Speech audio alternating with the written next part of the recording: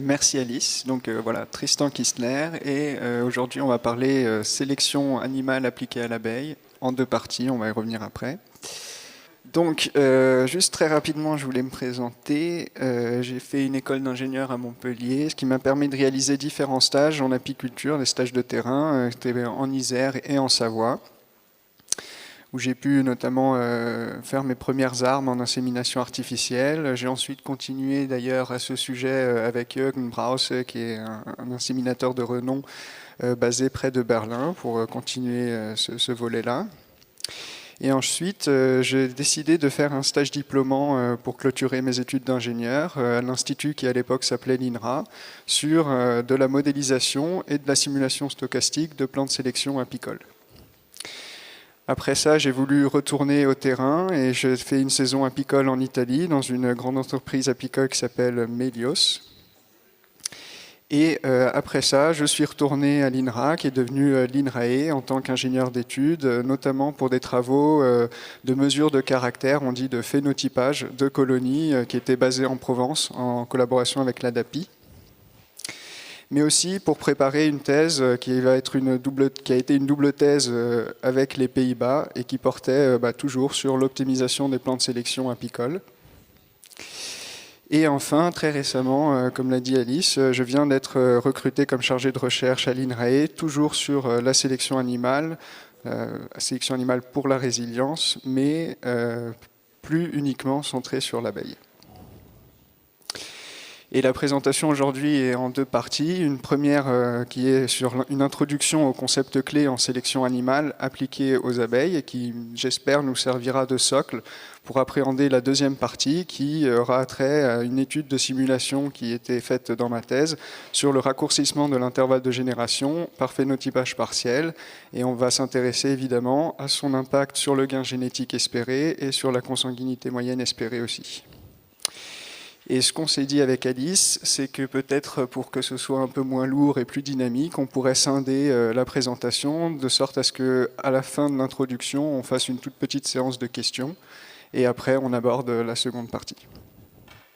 Donc si vous avez des questions sur l'introduction, voilà, posez-les tout de suite après. Donc déjà, je voulais commencer par un principe clé qui est mine de rien pas toujours si clair que ça dans les discussions que je peux avoir avec les apiculteurs en sélection, qui est que la sélection, elle va s'appliquer à une population. Donc qu'est-ce que c'est une population? C'est assez simplement un ensemble d'individus dans des élevages qui sont gérés collectivement et qui vont potentiellement, ces individus, se reproduire entre eux.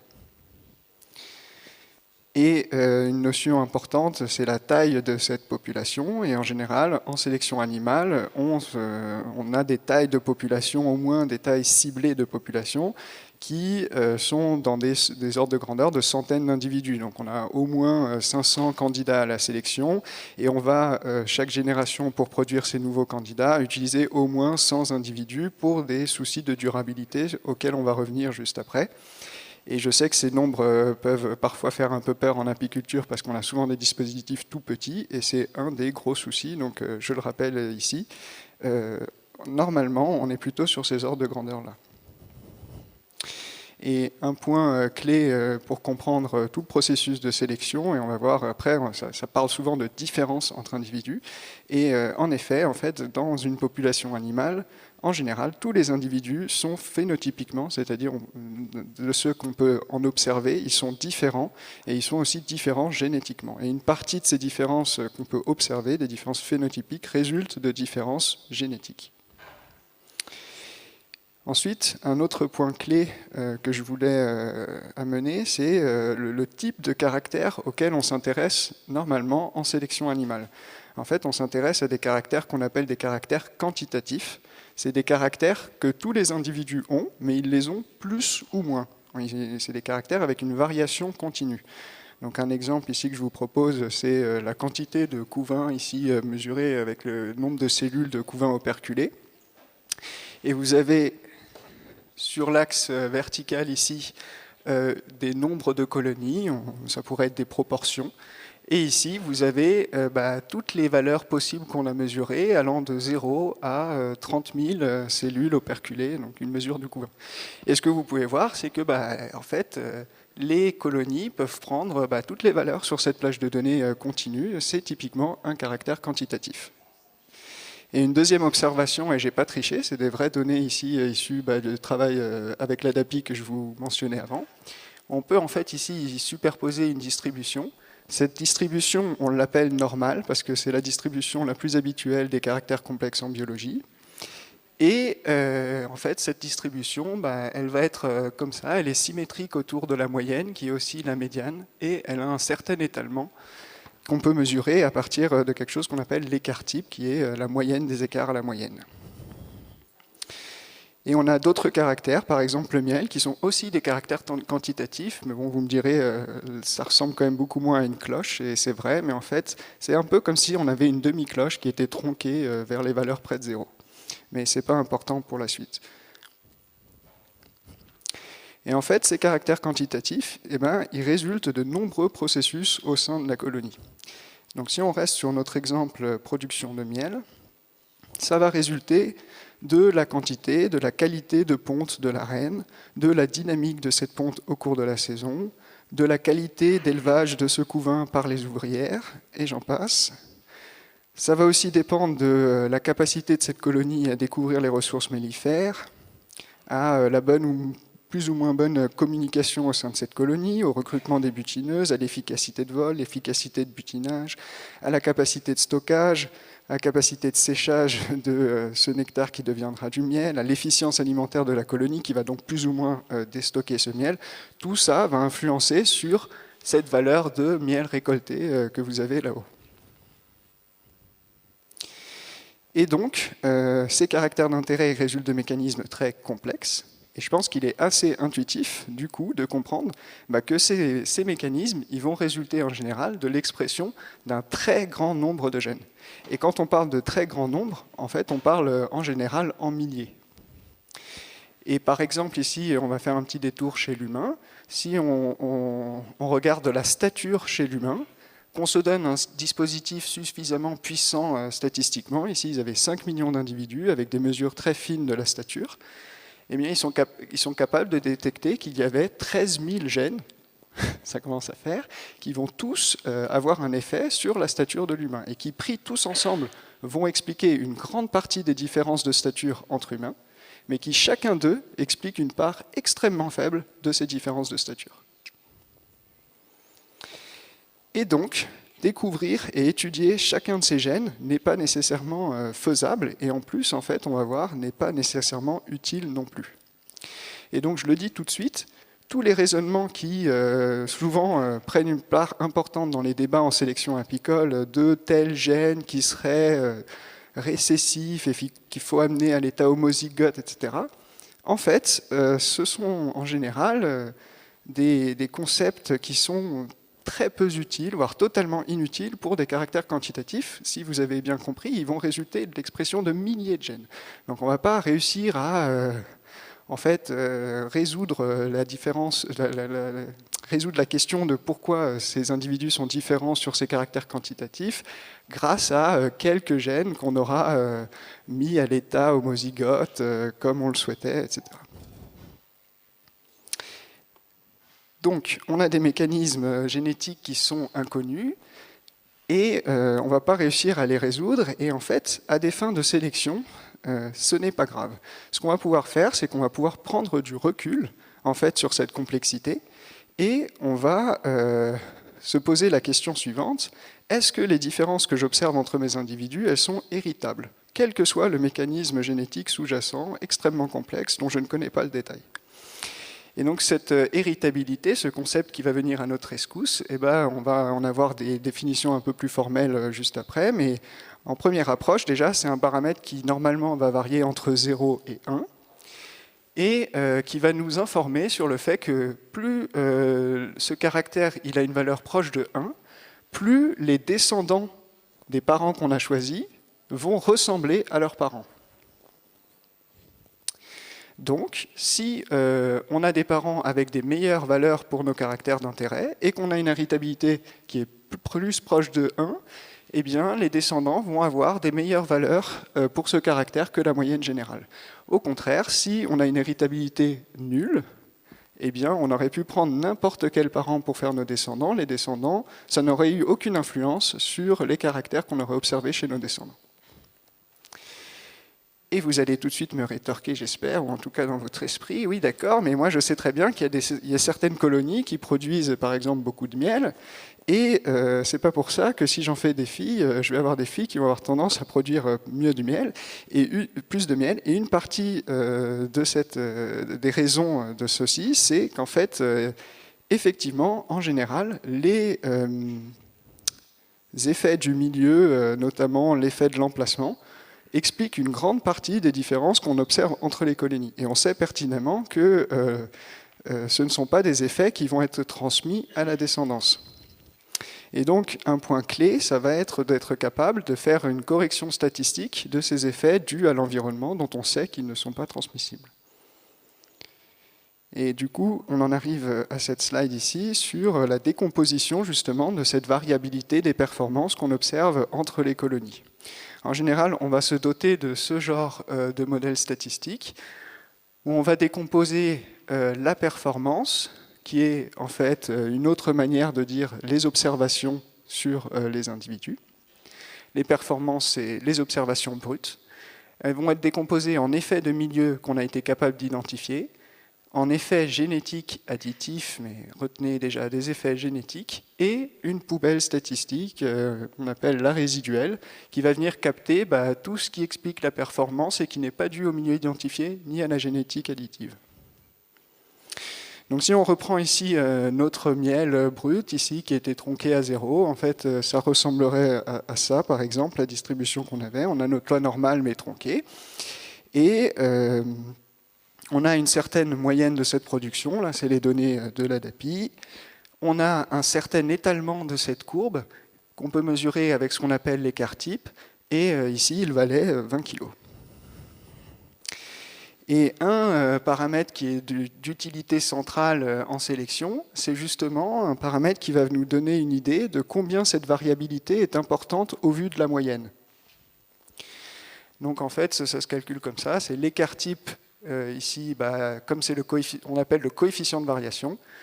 Ici, le coefficient de variation de la moyenne brute, c'est l'écart type de la moyenne brute sur la moyenne brute. Vous voyez, ce n'est pas des stats de haute volée non plus. Hein.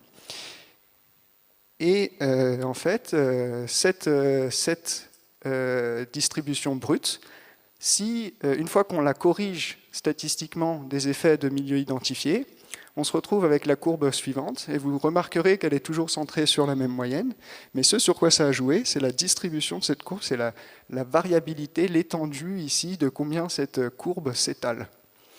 Et en fait, comme on a enlevé la variabilité qui est due aux effets de milieu, eh bien, on a une variabilité plus faible. Vous suivez ? Et donc ici, par exemple, on passe d'une variabilité en fait, mesurée avec un écart type de 20 kg à un écart type de 14 kg. On a perdu en variabilité. Une partie des différences entre les colonies s'expliquait par les effets de milieu. Comme on les enlève, il y a moins de différence sur le phénotype une fois qu'il est corrigé. Mais nous, ce qui nous intéresse vraiment en sélection, ça va être la partie transmissible à la descendance.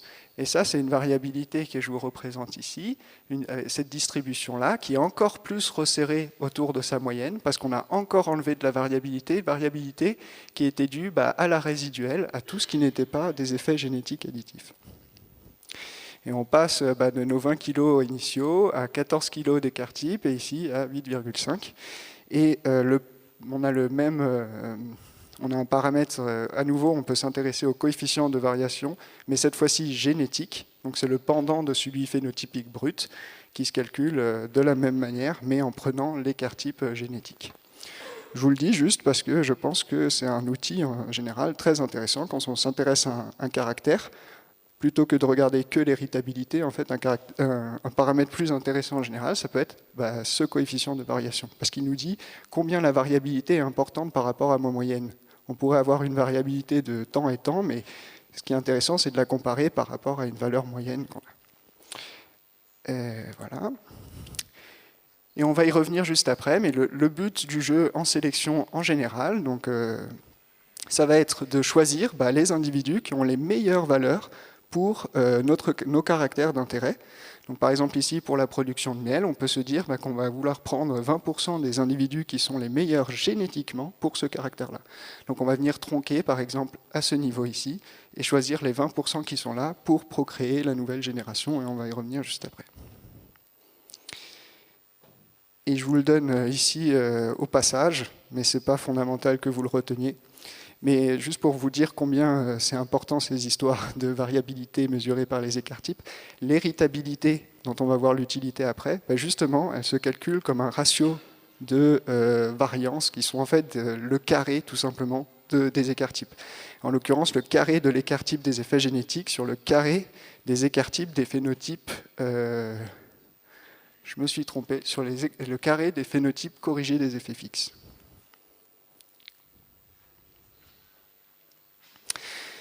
Donc, vous aurez compris, une des premières étapes, c'est de corriger la variabilité qu'on observe par les effets dus au milieu identifié dont on sait qu'ils ne se transmettent pas.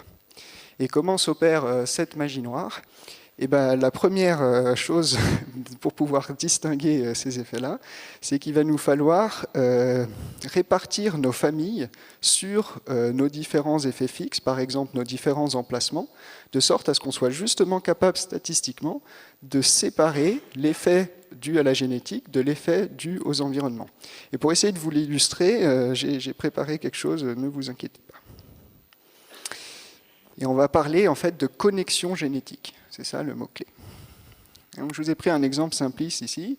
Disons qu'on a 4 ruchers de A à D et 4 familles de 1 à 4. On se dit, on va répartir nos groupes de sœurs, nos familles, comme suit. On va prendre 3 sœurs sur le rucher A de la famille 1, on va en mettre 3 sur le rucher B, 3 sur le rucher C, puis pour la famille 2, on va faire la même chose, mais on va sauter le rucher A, comme ça on va aller jusqu'au rucher D, et ainsi de suite, et on répartit les familles comme suit. On les soumet à test de performance, par exemple on obtient des données de récolte en miel, et on a les résultats suivants avec, ici je vous ai mis une échelle très originale, vert clair c'est bas, et puis vert foncé c'est élevé. Et vous avez les résultats suivants.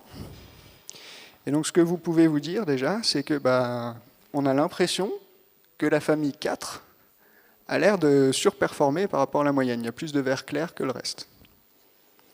On peut se dire, à contrario, les familles 1 et 2 sont moins bonnes que la moyenne. Elles ont tendance à être plus vert clair que la moyenne. On peut se dire que le rucher A, il a tendance à avoir un effet favorable sur les performances parce que globalement, les couleurs sur le rucher A, elles sont plutôt foncées par rapport aux autres. Et de la même manière, on peut se dire que le rucher D, du coup, il est plutôt pas très bon pour les performances sur ce caractère-là parce que les couleurs sont plutôt claires ici. Donc ça, c'était le premier scénario. Maintenant, on va faire le deuxième scénario, qui est un scénario que je vois très habituellement chez les apiculteurs. On se dit, les familles, moi je vais les répartir comme ça parce que je veux bien voir l'effet de la famille, donc je vais mettre toutes les sœurs sur le même rucher. Je mets la famille 1 sur le rucher A, famille 2 sur le rucher B, etc.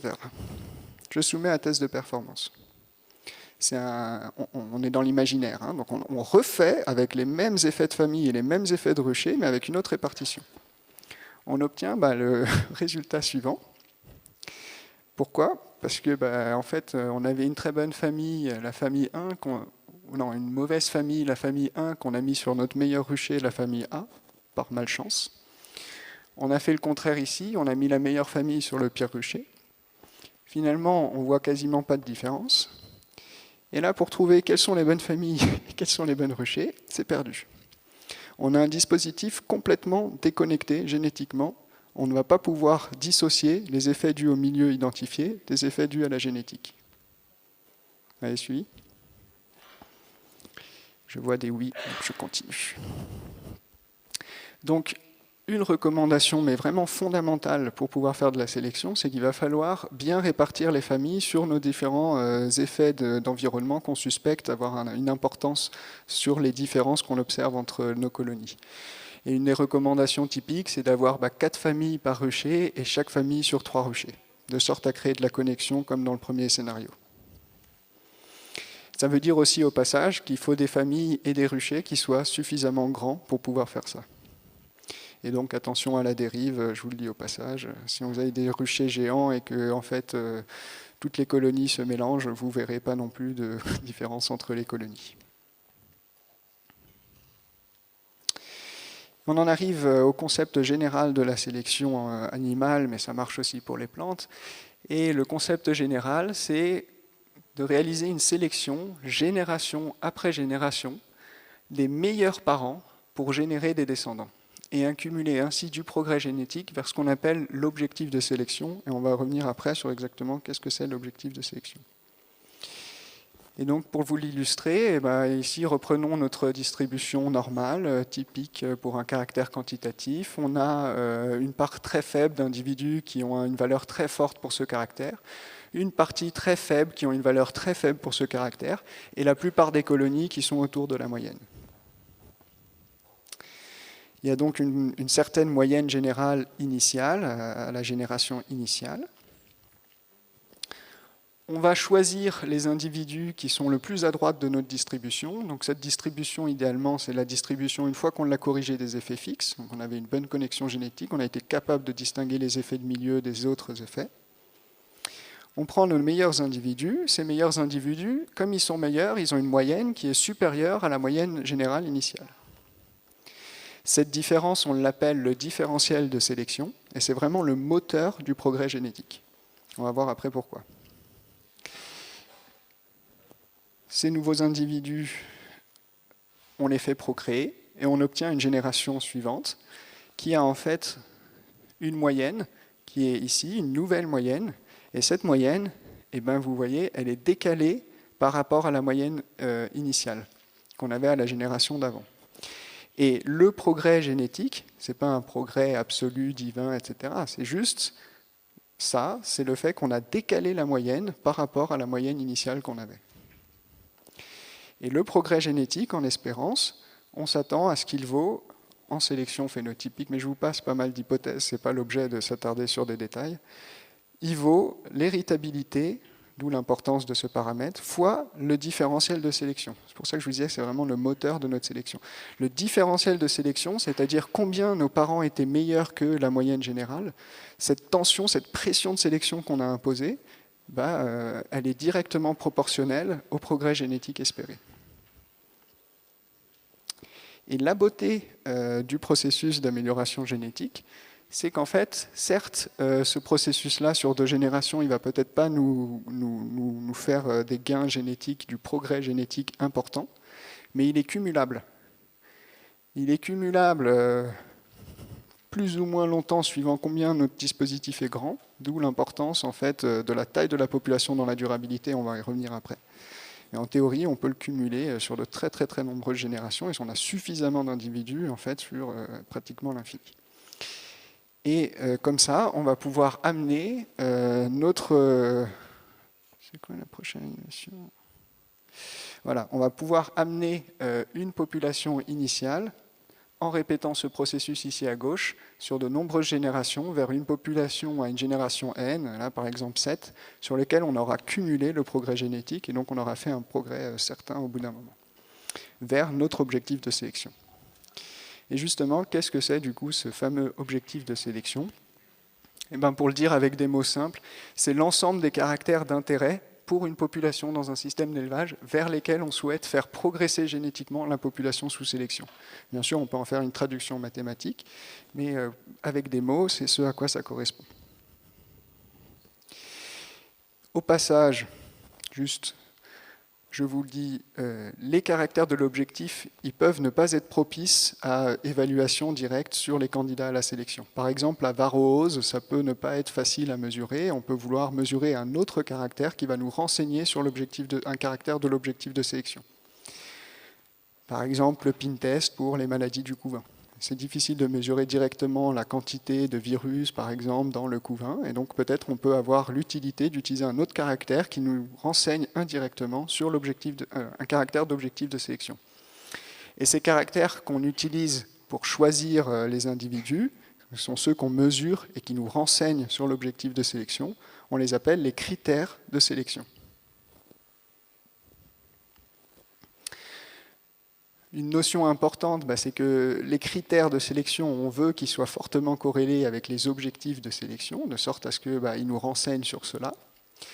Et les caractères de l'objectif de sélection, ils peuvent être eux-mêmes corrélés entre eux. Ils peuvent être corrélés pour des raisons génétiques.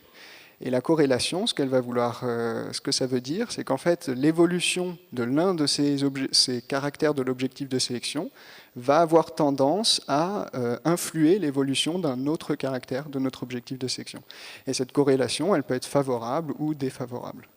C'est-à-dire, on pourrait avoir je sais pas, des abeilles très productives qui, du coup, deviendraient tendanciellement plus susceptibles à la varroose. Mais je le dis au hasard, et d'ailleurs, on a très peu de données sur les corrélations génétiques des caractères d'intérêt apicole, mais on en a quand même quelques-unes. Et globalement, elles sont généralement très faibles. Et le dernier point clé sur l'objectif de sélection que je voulais vous amener, c'est que plus il y a de caractères dans l'objectif de sélection, donc plus on doit s'imposer en fait des caractéristiques particulières des individus qu'on choisit, moins ils peuvent être extrêmes pour chacun de ces caractères. Et donc moins on va faire de progrès sur chacun des caractères de l'objectif de sélection. Je ne sais pas si je l'ai dit de manière très claire, mais on est obligé de répartir les forces sur les différents caractères. Et donc on ne peut pas prendre que ceux qui sont par exemple les meilleurs pour le miel, si on s'impose aussi qu'il faut qu'ils soient aussi les meilleurs sur d'autres caractères. Et donc on fait des compromis entre les caractères. Et ça va réduire le gain qu'on va faire sur chacun des caractères. Donc attention à ce que vraiment on veut améliorer génétiquement. Parce que plus on met de caractères dans l'objectif de sélection, plus on va devoir répartir les forces sur le progrès génétique qu'on va faire sur les différents caractères. Et donc moins on va progresser sur chacun d'eux. Voilà, j'en arrive à la notion de taille de la population, qui est vraiment centrale à la question de l'amélioration génétique. Donc c'est une question avant tout de durabilité, la taille. C'est une manière en fait de s'aider à préserver de la diversité génétique à chaque génération. Or, la diversité génétique, fondamentalement, c'est une question de nombre de variants génétiques. On les appelle des allèles, mais on s'en fiche, c'est des variants génétiques. Et pour garder, c'est très intuitif, un nombre suffisamment grand de variants, il faut un nombre suffisamment grand d'individus, et idéalement d'individus qui ne soient pas trop apparentés aussi.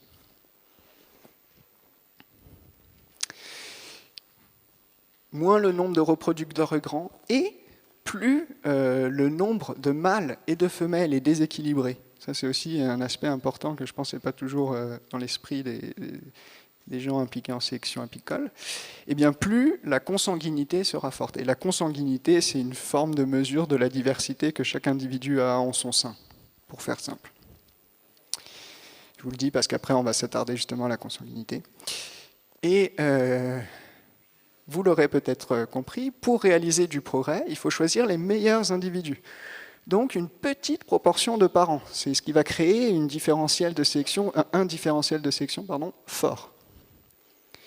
Et donc là, il y a une tension. On veut à la fois qu'ici, cette valeur soit grande, donc on prenne les individus les plus à droite, donc on prenne une petite proportion, et d'un autre côté, on veut en prendre suffisamment beaucoup pour qu'on maintienne suffisamment de diversité à chaque génération et que le processus soit durable. Donc il y a une tension entre ces deux aspects.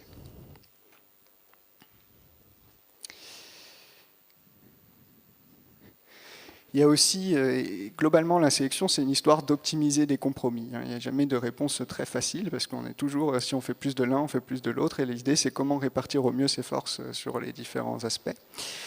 Mais donc, déjà, il y a un premier compromis qui est la précision des mesures qu'on va pouvoir faire, notamment par le fait qu'on va en faire plusieurs des mesures, on va répéter les mesures, et le nombre de ruches qu'on va être capable de mesurer. On va se poser la question tout le temps, combien je fais de pin tests, par exemple, pour pouvoir en faire sur un nombre suffisant de candidats et que je sois quand même suffisamment précis parce que j'ai répété la mesure et donc je crois en la valeur que j'obtiens pour chacun de mes candidats.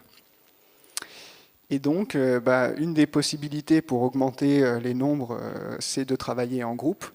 Et ça peut permettre notamment d'augmenter la taille de population en sélection. Et je pense que quand on n'est pas sélectionneur à plein temps et qu'on fait avant tout de la production, travailler en groupe, c'est sans doute une bonne idée pour justement augmenter sa taille de population.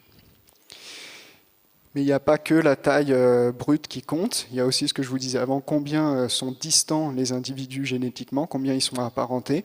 Et donc pour préserver plus de diversité, on peut ajouter des contraintes sur la ressemblance génétique des individus. Donc en se disant par exemple qu'on ne va pas prendre uniquement les meilleurs, mais qu'on va prendre les meilleurs au sein de chaque famille, par exemple. C'est ce qu'on appelle la sélection intrafamiliale. J'en arrive au message clé de cette première partie. Donc des différences d'origine génétique et transmissible existent entre individus d'une population pour des caractères d'intérêt qu'on appelle des phénotypes. Les caractères d'intérêt en apiculture, mais c'est vrai aussi dans toutes les autres espèces, résultent génétiquement d'un nombre très grand de gènes. Alors il y a des exceptions, mais en fait, en général, c'est dans ce cas de figure-là qu'on est. Selon que l'héritabilité est plus ou moins proche de 1, choisir les parents avec les meilleures caractéristiques permet d'obtenir des descendants ayant eux-mêmes des meilleures caractéristiques, d'où l'importance de ce paramètre. Plus on souhaite faire progresser de caractères simultanément, moins on va faire de progrès sur chacun d'eux. Le processus de sélection est cumulatif, ça c'est vraiment un point clé. Et donc le progrès il peut être faible par génération, mais étant cumulatif, il permet sur plusieurs générations d'obtenir des gains certains. Et enfin, la durabilité du processus dépend entre autres du maintien de suffisamment de diversité génétique et donc attention à la taille de la population en sélection. Donc là j'ai fini, ici j'ai un petit schéma que j'aime bien parce qu'il rappelle que la sélection c'est un processus qui se répète à chaque génération, comme vous l'avez vu avant, et donc de représenter sous forme de cercle comme ça, je trouve ça assez parlant. Et il y a ici les différentes étapes clés, donc la définition de l'objectif de sélection, et donc des critères de sélection, c'est-à-dire ce qu'on va vraiment mesurer pour se renseigner sur les caractères de notre objectif de sélection.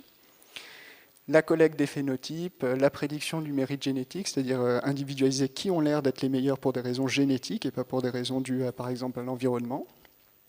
La sélection de ces individus, la procréation de nouveaux individus, et en abeille, c'est une particularité, juste après la naissance, il y a l'accouplement.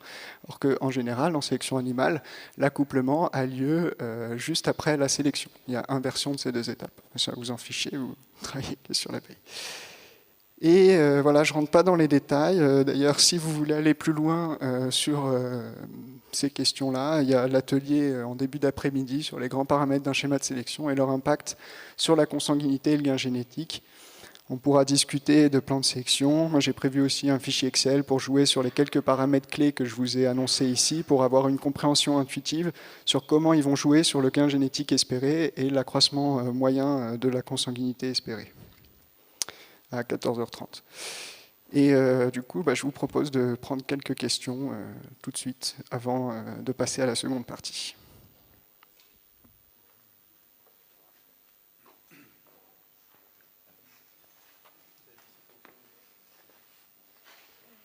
Allô?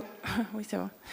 Alors, c'était pour savoir comment ça se passe quand en fait, on choisit du coup des bons parents, mais la génétique est pas forcément, elle se retrouve pas forcément dans les filles.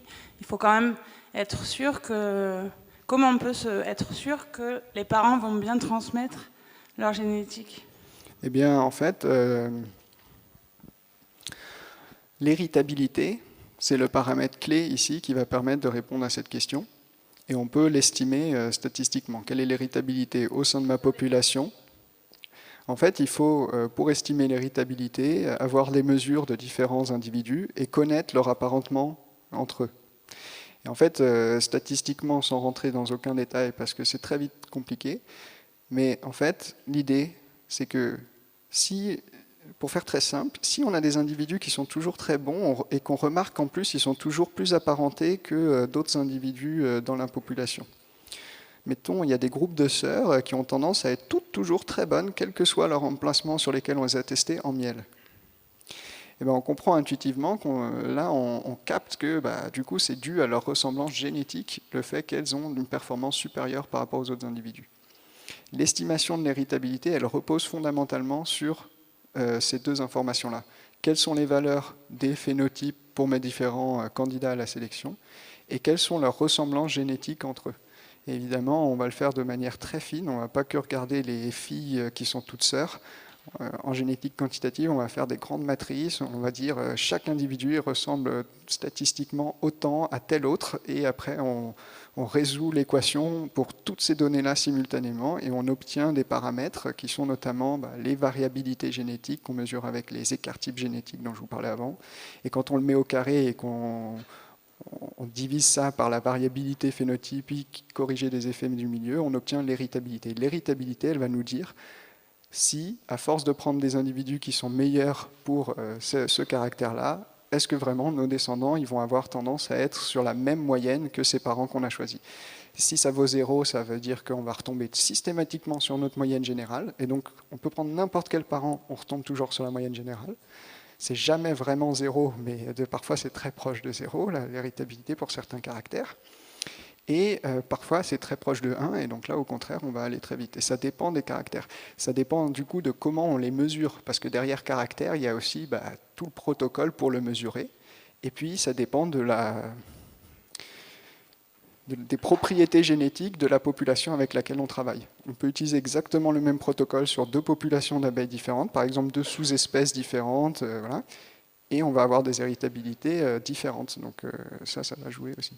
Donc si on a une héritabilité trop faible parce que ça ne répond pas, ça peut être une question de protocole, de comment on mesure. Et c'est là que je disais, éventuellement, si les caractères de l'objectif de sélection ils ne montrent pas de bonnes propriétés pour répondre à la sélection, par exemple parce qu'ils ont des héritabilités très faibles, on peut essayer d'aller chercher d'autres caractères qui nous renseignent quand même sur notre objectif de sélection, mais qui potentiellement, par exemple, ont une meilleure héritabilité. Sur Varroa, c'est beaucoup ce qu'on fait parce qu'on a longtemps pensé, je ne pensais pas si évident que ça, mais que les caractères directement liés à Varroa, en fait, ils avaient des héritabilités très faibles, sinon nulles, et donc on va chercher d'autres caractères qui nous renseignent quand même sur la résistance à Varroa. Donc on a le temps encore pour une petite question. Juste une question par rapport au gain génétique. En fait, certains traits de caractère chez l'abeille, par exemple, comme la tendance à l'essaimage, c'est ce qui fait que l'abeille a existé jusqu'à nos jours, c'est l'essaimage. Jusqu'où peut-on aller sur ce gain génétique, en fait? Parce que je pense que le déclin de l'abeille vient quelque part de la génétique, de la manipulation génétique par l'apiculteur ou par l'homme. Parce que son instinct, jusqu'où peut-on aller dans cette sélection génétique tout en préservant l'espèce, en fait? Alors, une des grandes difficultés en abeilles, malheureusement, c'est qu'on a beaucoup de mal et de peine à isoler génétiquement des populations, dû au fonctionnement de la reproduction. Il a lieu en plein vol, et donc effectivement, il va mélanger en fait potentiellement des individus sauvages et des individus d'élevage. Et donc les colonies qu'on a en élevage, potentiellement dans un processus d'amélioration génétique, ont une influence sur les populations voisines lors de la fécondation naturelle et inversement. Et ça, c'est effectivement une chose à considérer en abeilles. Maintenant, tristement, des abeilles sauvages, il en reste, des abeilles mellifères sauvages, je parle, il en reste très peu à cause de Varroa. Donc à la limite, cette question-là se restreint aux abeilles en élevage. Et donc moi, la chose que je dis tout le temps, c'est face à cette difficulté, une des armes importantes dont on peut se pourvoir, c'est de justement se doter de stations de fécondation, de se doter d'insémination artificielle, de sorte à isoler les populations sous sélection d'autres populations. Et comme ça, on n'influe pas l'évolution d'autres populations qui ne sont pas celles qu'on a dans un processus d'amélioration génétique. Et jusqu'où on peut aller ? Vaste question. Quand on prend beaucoup de recul, ce dont je vous présente là, c'est juste l'homme qui impose une pression de sélection comme aurait pu l'imposer un milieu et une communauté d'êtres vivants dans un écosystème particulier. C'est ce qui a créé toute la diversité qui existe aujourd'hui quand on regarde. Donc l'évolution, c'est finalement les mêmes outils mathématiques d'ailleurs dont on se dote pour étudier l'évolution quand ce n'est pas nous qui l'imposons, et quand c'est nous qui l'imposons, on appelle ça la sélection artificielle. Mais c'est 2 processus de sélection. Et jusqu'où on peut aller, vous me direz, parce que nous, on descend de bactéries, donc on est quand même allé très très très très très loin en termes d'évolution. Hein.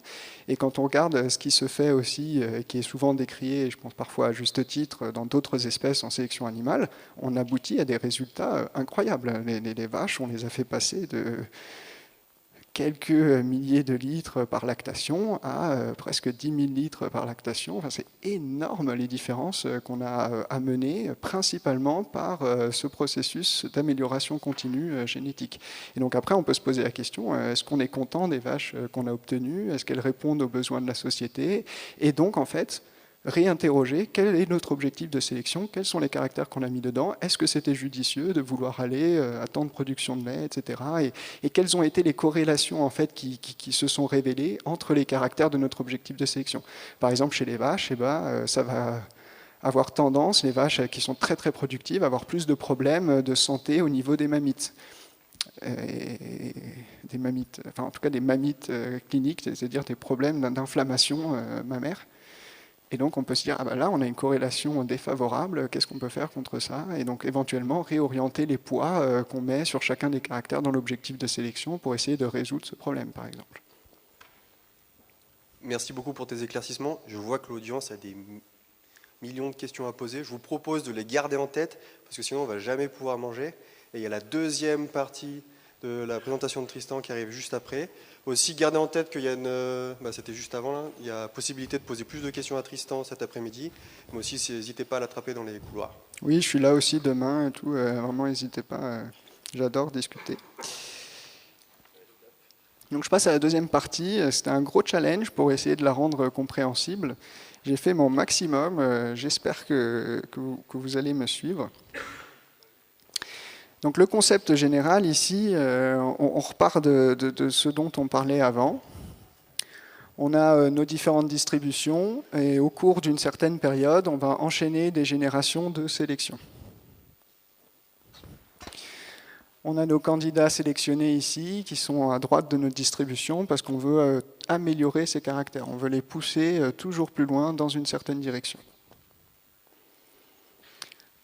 Au bout d'une certaine période, on a accumulé un certain nombre de générations de sélection et on a donc accumulé du gain génétique, qui est du coup le gain génétique total sur une certaine période vers un objectif de sélection.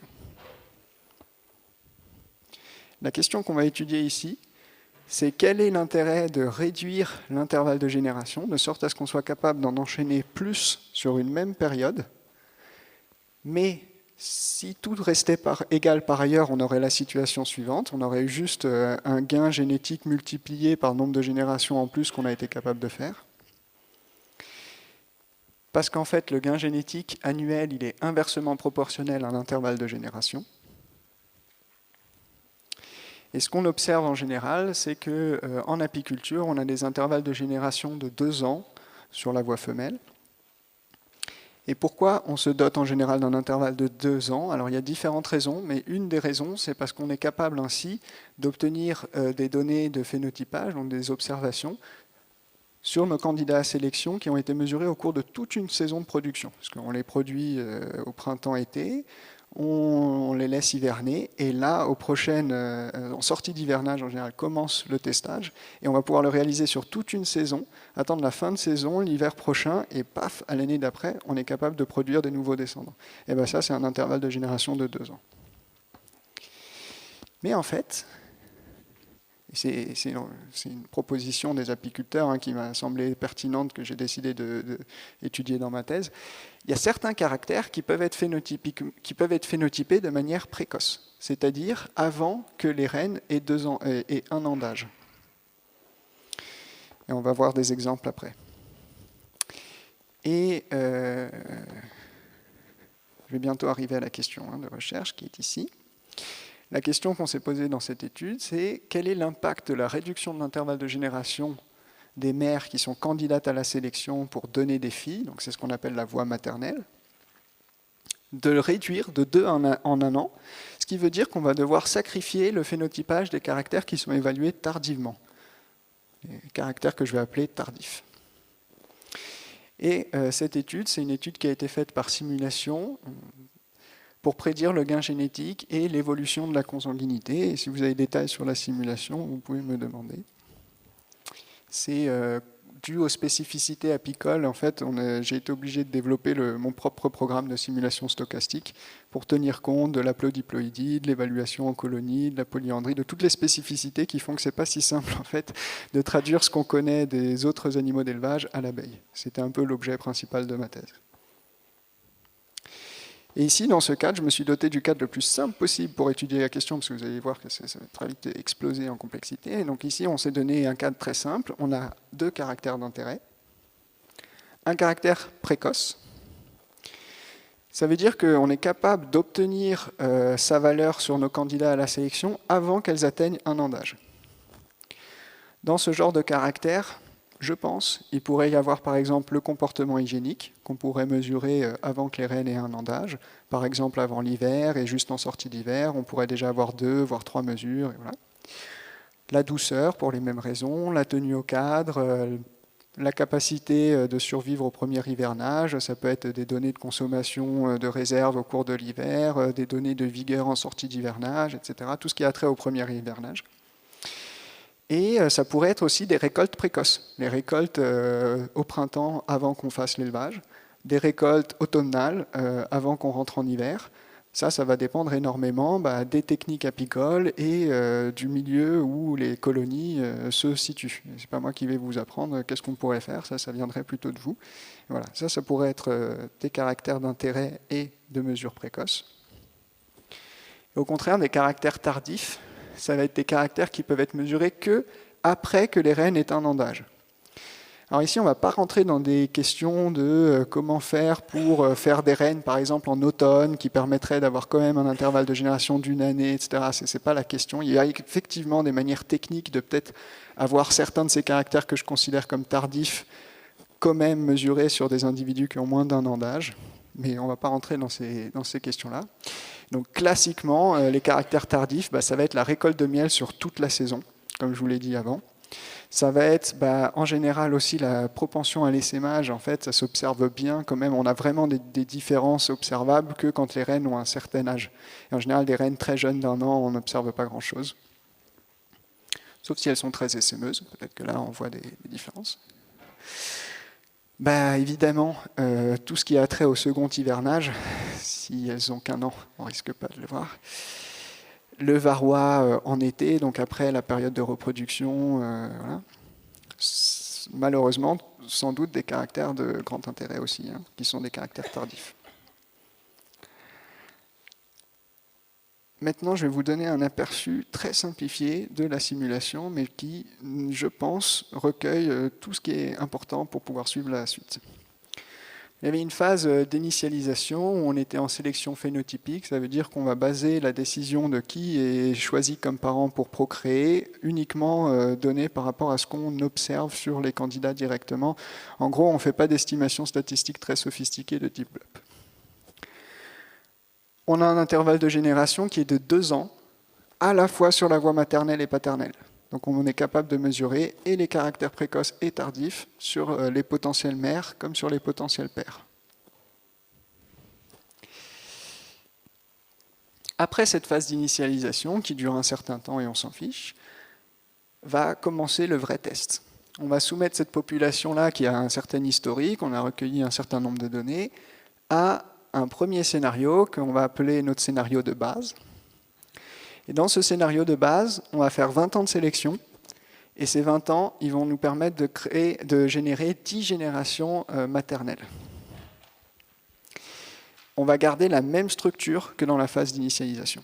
Donc, côté mère, côté père, on est capable de mesurer les caractères précoces et tardifs. Et donc, ça nous prend 2 ans pour avoir chaque fois une génération de sélection. Et ça, on va le confronter à un autre scénario, que je vais appeler le scénario accéléré, parce que dans ce scénario-là, 20 ans, c'est 20 générations femelles. Parce qu'on a un intervalle de génération qui est uniquement de 1 an sur la voie femelle, et donc on va pouvoir mesurer sur nos potentielles mères uniquement les caractères précoces.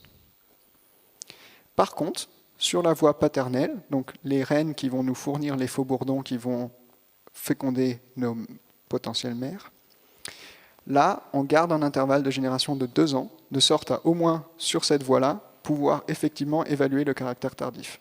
Parce qu'on veut progresser à la fois sur le caractère précoce et tardif. Et on va voir après, j'ai pris tous les scénarios possibles de poids sur le caractère précoce et poids sur le caractère tardif. Et ces symboles-là, vous allez les retrouver. Vous allez avoir le plan de sélection lent, qui va plus doucement, parce qu'on fait moins de générations sur la même période avec une tortue, et le lièvre pour le schéma accéléré. Donc justement, quel va être l'objectif de sélection? Comme on est en simulation, on peut simuler tout ce qu'on veut. Donc j'ai simulé toutes les possibilités, mais quand même avec un nombre raisonnable d'objectifs de sélection. Donc un premier objectif de sélection extrême, ça va être qu'en fait on s'intéresse uniquement au caractère précoce. Du coup, pourquoi on ferait un intervalle de 2 ans? Ça n'a pas de sens, mais c'est pour comprendre en simulation comment ça joue. Et donc on se donne aussi, c'est souvent très utile en simulation d'avoir des cas extrêmes. Donc là, on a un objectif de sélection qu'on note classiquement avec H. Voilà. Et ici, vous avez 1 parce qu'on met tout le poids dans l'objectif de sélection sur le caractère précoce. En fait, on veut progresser que sur le caractère précoce. Quand on évalue nos candidats, on leur donne une bonne note basée uniquement sur le caractère précoce et on s'en fiche du caractère tardif. On a le pendant de ça, on va s'intéresser que au caractère tardif dans notre objectif de sélection, c'est l'autre extrême. Et ensuite, vous avez tous les intermédiaires en pas de 25%. On va venir mélanger dans l'objectif un intérêt grandissant sur l'objectif précoce vers l'objectif tardif. Mais bref, vous en fichez exactement E et L, là, les différents poids. Je vais reprendre ces codes couleurs. Quand on est sur du bleu clair, on met tout le poids sur le caractère précoce, du orange, tout le poids sur le caractère tardif.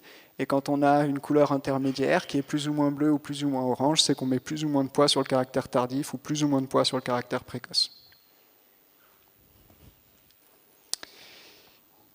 Pour que ce soit simple, la fameuse héritabilité dont on parlait juste avant, donc la tendance des descendants à ressembler à leurs parents, elle est la même sur les 2 caractères et c'est une valeur bateau typique d'un caractère quantitatif. La taille de population, c'est un dispositif qui est suffisamment grand pour qu'on ne me jette pas à la poubelle quand je vais proposer l'article scientifique à des relecteurs habitués à des tailles raisonnables, mais finalement quand même très petit pour que quand même ce soit réaliste par rapport à l'apiculture. Donc ici, on avait 320 candidates par voie et par génération, et à chaque fois, on va choisir 24 mères et 24 reines qui vont servir pour produire les faux bourdons, on pourrait dire 24 paires par génération. Donc on est quand même en deçà des recommandations que je vous donnais avant, de au moins 500 individus candidats et au moins 100 parents par génération. On est à 600 candidats certes, mais que un peu moins de 50 individus qui procréent chaque génération. Pardon. Je ne vous l'ai pas dit, mais c'est parce que ce n'est pas un point non plus très fondamental aujourd'hui, même si ça a des influences certaines sur les résultats. C'est que certes, dans la partie initiale, on faisait une sélection phénotypique, mais dans la partie accélérée et la partie base qu'on confronte, là, on a une évaluation génétique plus sophistiquée. On va utiliser toute l'information des apparentés pour corriger finement les effets d'environnement. Cette méthode, elle s'appelle le BLUP, et puis c'est pas facile à appliquer aux abeilles, mais c'est possible, et c'était une partie de ma thèse aussi, de développer un peu les outils là-dessus. Et on a à nouveau une plage qui a été étudiée de différentes corrélations génétiques possibles entre nos caractères précoces et tardifs. Donc c'est ce dont je vous parlais avant.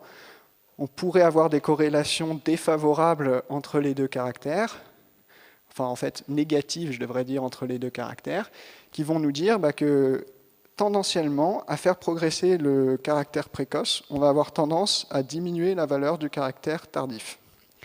Et inversement, on va avoir des corrélations génétiques positives et des plages, on va couvrir cette plage de négative à positive, histoire de voir qu'est-ce que ça donne, quelles que seraient les vraies valeurs de corrélation génétique, même si je vous ai dit avant que pour un certain nombre de caractères d'intérêt apicole qu'on a, c'est souvent plutôt nul. Mais voilà, pour pouvoir étudier la question de manière un peu plus holistique, je me suis posé la question pour différentes valeurs de corrélation génétique possibles. Et donc la question, je vous la rappelle, ça va être: est-ce que notre schéma accéléré, il va faire mieux que notre schéma base en termes de gains génétiques, et qu'en est-il en termes d'accroissement de la consanguinité? Et ici, j'en arrive au résultat. Ici, sur l'axe vertical, vous avez le gain génétique qui a été observé dans la simulation pour l'objectif de sélection. Ici, vous avez le nombre d'années. Et ici, en gris, vous avez les résultats de la phase d'initialisation. Et après, ça va continuer avec les résultats du scénario de base et les résultats du scénario accéléré. Et dans ce cas-là, on a le cas extrême où on ne s'intéresse en fait qu'à faire progresser le caractère précoce, parce que je commence avec le cas simple. Ici, on arrive à la fin de l'initialisation, on a réalisé un certain gain, on a cumulé une certaine consanguinité, et on poursuit avec le scénario de base. On obtient un certain résultat, qui est celui-ci.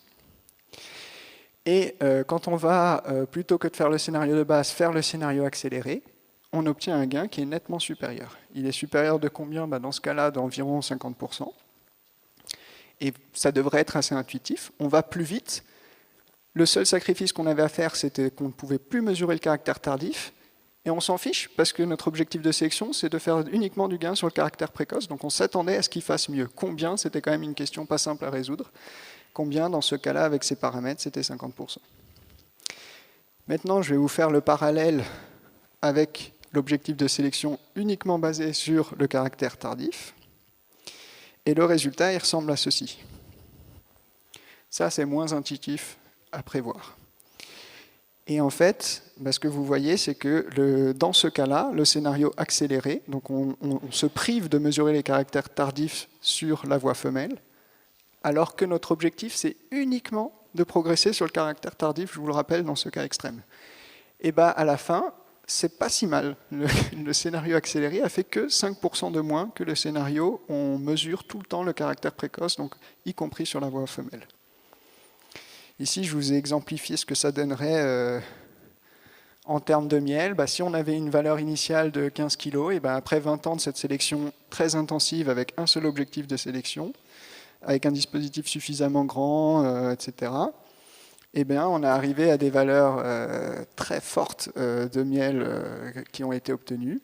C'est un peu ce qu'on aurait eu sur une sélection vache où on mettait tout le poids sur la production de lait. Et donc on passe de 15 kg à 50 kg dans base et de 15 à 48 dans accéléré, juste pour vous donner une idée des ordres de grandeur dont on parle. Et maintenant, on va falloir s'accrocher un tout petit peu. Je vais vous donner le résultat, mais pour toutes les valeurs de corrélation génétique possibles entre caractères, et pour tous les objectifs possibles. On va commencer par l'objectif de sélection, on met tout le poids sur le caractère précoce. Vous n'avez pas à retenir les valeurs, je vous montre juste. Ici, on retrouve nos 50%. Donc ça, c'est le résultat final après 20 ans de sélection en base ou en accéléré. On a 50% de plus dans ce cas-là, moins 5%, c'est les valeurs que je vous ai présentées avant. Et donc, quelle que soit la corrélation génétique entre les deux caractères, quand on met tout le poids sur le caractère précoce, en fait, ça ne change rien. Le scénario accéléré fait toujours environ 50% de gain en plus. Pour le caractère tardif, c'est pas aussi simple. Le gain, il est symétrique, il est plus élevé quand on a des corrélations fortes, qu'elles soient négatives ou positives, et intermédiaire quand on est sur des corrélations intermédiaires entre les deux caractères. Et ensuite, quand on est dans des cas intermédiaires entre ces deux extrêmes d'objectifs de sélection, qu'on commence à mettre un peu de poids, ici 25% du poids sur le caractère précoce, ça ne change pas grand-chose au résultat. Le scénario accéléré fait toujours environ 50% mieux que le scénario de base.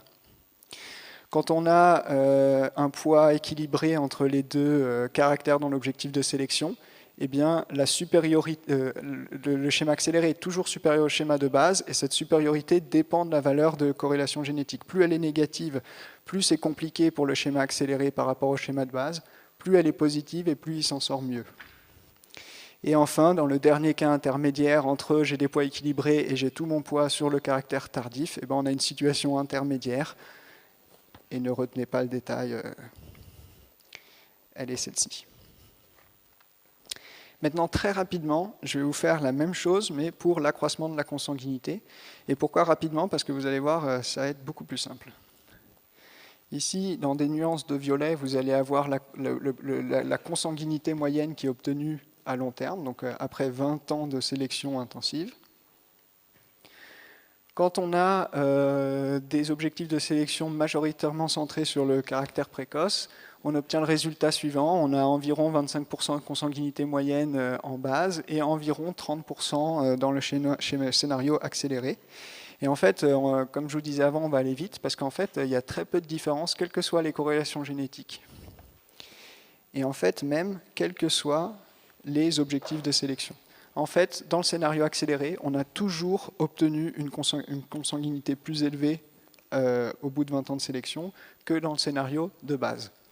Et ça s'explique globalement parce qu'en fait, dans le scénario accéléré, tout simplement, on enchaîne beaucoup plus de générations de sélection. Donc, on perd plus de diversité plus rapidement à force de faire plus de sélection sur une même période.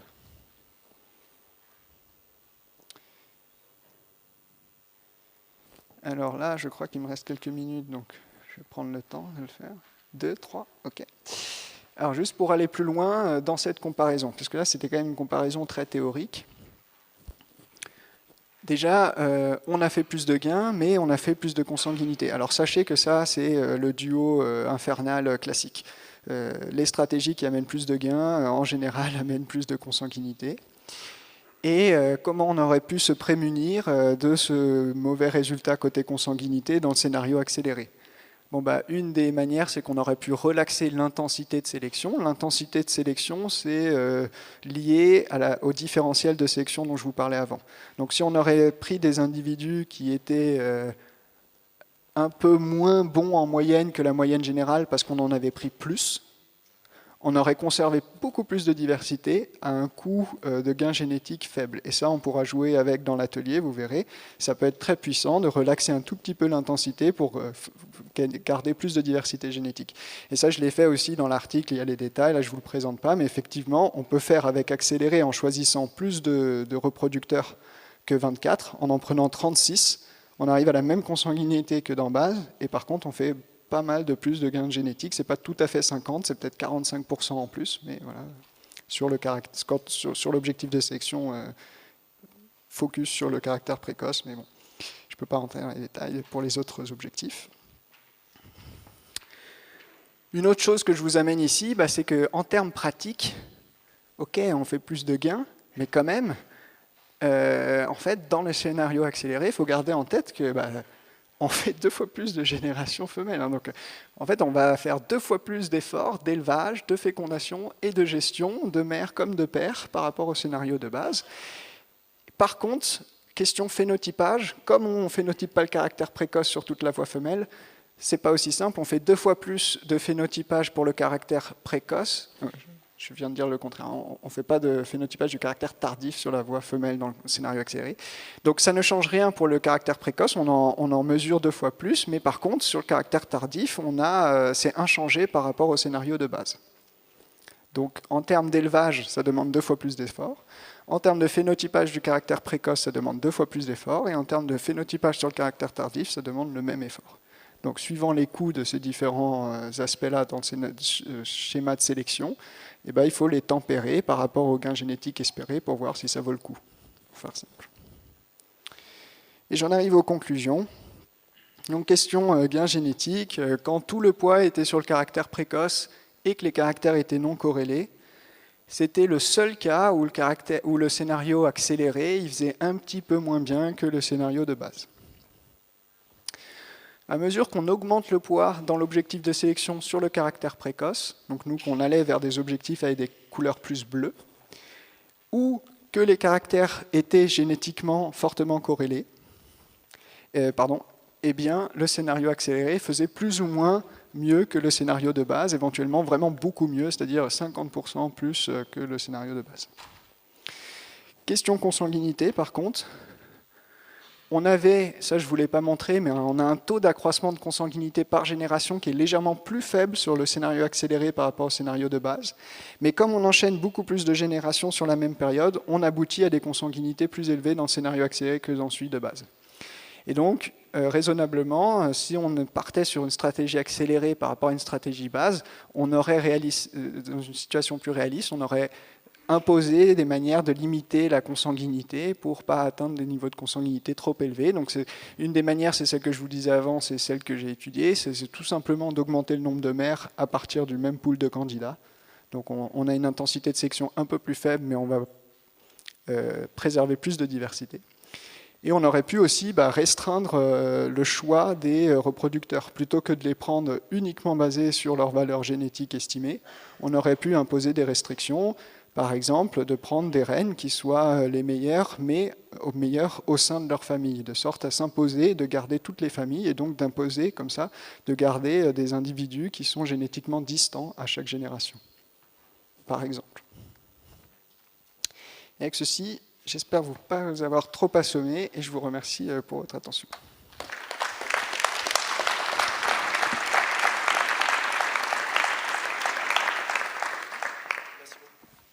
Merci beaucoup pour la présentation. On a le temps pour 5 petites minutes.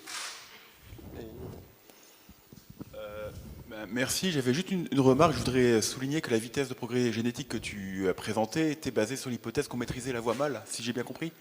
Et quelle était la perte de vitesse si tu n'avais pas cette maîtrise de la voie mâle, juste pour nous fixer ça également? Alors c'est vrai, je ne suis pas rentré dans les détails du plan de sélection, mais en l'occurrence, c'est une sélection de la sorte. On a sur la voie femelle, donc les reines qui nous servent à produire des reines, sont des reines dont on maîtrise la reproduction. Et là, j'ai simulé un scénario comme si on faisait de l'insémination. Les faux bourdons viennent d'une seule colonie. Voilà. Et côté mâle, donc les candidates à produire ces faux bourdons, elles, c'est des reines fécondées de manière naturelle dans la simulation. Et donc, elles, voilà, on a la moitié de la population qui est fécondée nate et la moitié de la population qui est fécondée dirigée.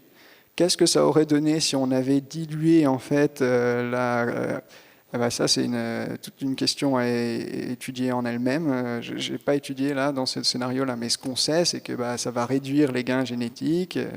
Voilà. Pardon ? Tout dépend en fait du taux de contrôle parce qu'il ne va jamais être complètement nul. Enfin, s'il est complètement nul, on va faire quasiment pas de gain. Très vite, on va finir par plafonner ou presque plafonner.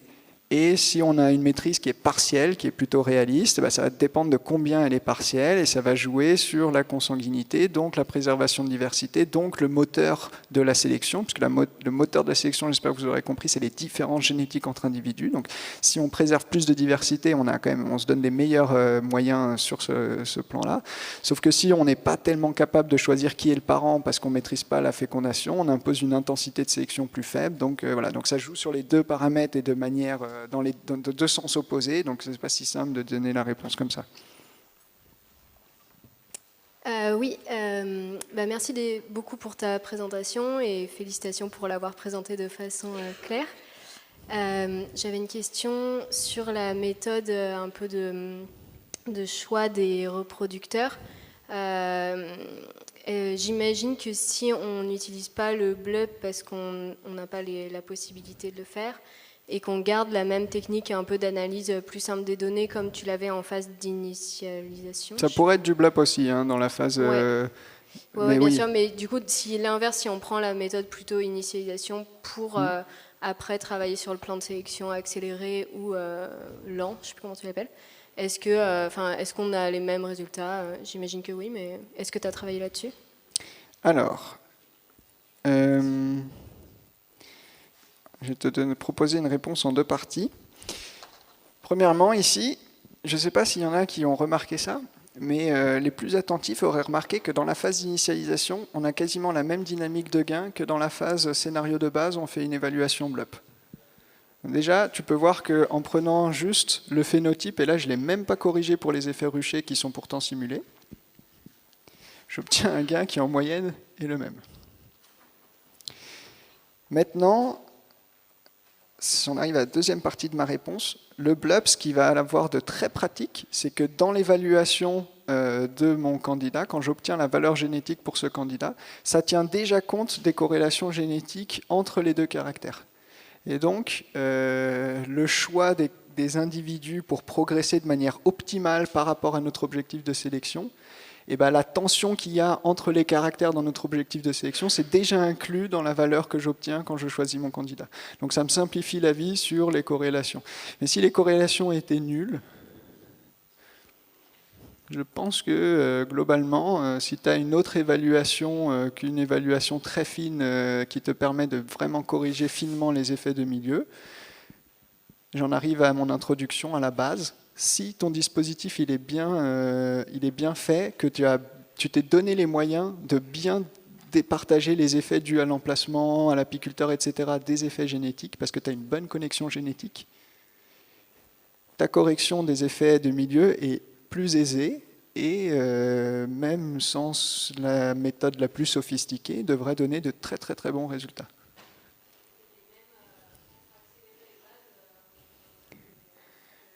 Je m'attends à ce que les différences soient proportionnelles. Mais peut-être qu'il faut que j'y réfléchisse davantage. Mais en fait, pour les corrélations nulles, oui, vraiment. Sur les corrélations pas nulles, il faut voir comment tu ferais dans ton évaluation qui ne serait pas blob pour en tenir compte quand même. Sinon, ça va quand même pas très bien marcher. Après, les différences entre base et accéléré seraient peut-être quand même proportionnelles. Il faut que j'y réfléchisse. Je te propose une réponse plus tard. Merci Tristan pour tes réponses. J'ai une question rapide parce qu'elle me taraude. Mais alors du coup, de ton premier volet de présentation, on comprend que là ici, tu nous dis blob versus un truc un peu plus simple, et c'est ce qu'on essaie de nous vendre, c'est du blob. Mais alors du coup, je vois un peu tout ton travail qui est ici. Et quand est-ce que ce sera dans les mains des groupes de sélection pour qu'on puisse définir une stratégie? Ben là, j'essaye de promouvoir. Moi, pour le moment et avant, j'étais côté vraiment recherche où j'essaie de faire avancer le schmilblick pour comprendre la question de manière vraiment scientifique. Après, comment est-ce que les acteurs de terrain se l'approprient et le mettent en place dans leur quotidien, malheureusement ou heureusement, je ne sais pas, mais ça ne dépend pas directement de moi. Il faut qu'il y ait une traduction qui est faite entre ce qui se fait en recherche et ce qui se fait sur le terrain. Donc là, je compte sur les ADA, par exemple, pour accompagner les groupes de sélection en ayant les bonnes billes pour faire évoluer leur schéma de sélection. Donc moi, j'essaie de faire mon possible en popularisant ce qui se fait, en essayant de former. Là, il va y avoir quelques jours de formation avec les encadrantes des groupes de sélection. Voilà, une réponse très vague. Merci mille fois. J'espère que les acteurs qui vont permettre ça ont vu ta présentation et la réponse que tu viens de nous donner. J'imagine qu'on a tous faim, non? Du coup, il est temps d'aller manger. Mais gardez vos questions pour Tristan, il est là aujourd'hui et demain. Merci beaucoup.